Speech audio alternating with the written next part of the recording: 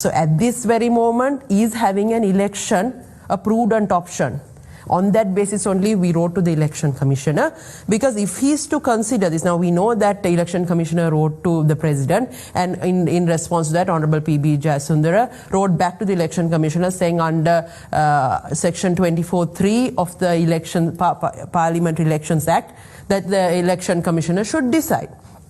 Now, if we talk of the legality aspect of this, yes, the election commissioner has the power to decide, but should he take that decision, or what are the factors he needs to consider in making this decision? So now, at this very moment, is he the sole decision maker, or does he have the responsibility to consult all the relevant stakeholders who are involved in controlling this pandemic? So there's the GMOA, there's the officials, there's the military. Now, are we ready to go for election? So when we go for an election, what do we mean? Before an election, there has to be election campaigning. All these people who have been given nominations has to be given a fair chance to come and present their manifestos. People need to go and convince. And we are talking about electing a government for the next 5 years. They will be representing us. Those 225 in parliament will be representing us. So the people of this country have the right to decide their elected representatives. So for that also there needs to be that time span has to be given. So, but is this the time? So on that basis only we wrote to the election commissioner, said, look, if you're making a decision, consult the relevant stakeholders. You should also consult the WHO, because they also have said that governments should not act hastily in releasing this pandemic.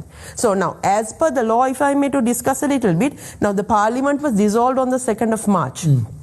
So there's time up until 2nd of June, which is as per the Article 70, subsection 5 of the Constitution. Within a period of 3 months, the next parliament has to be reconvened. That is a law. So now the last day of reconvening is the 2nd of June. So the new parliament has to reconvene before the 2nd of June. So for that, he has to have elections somewhere around 27th, 28th May.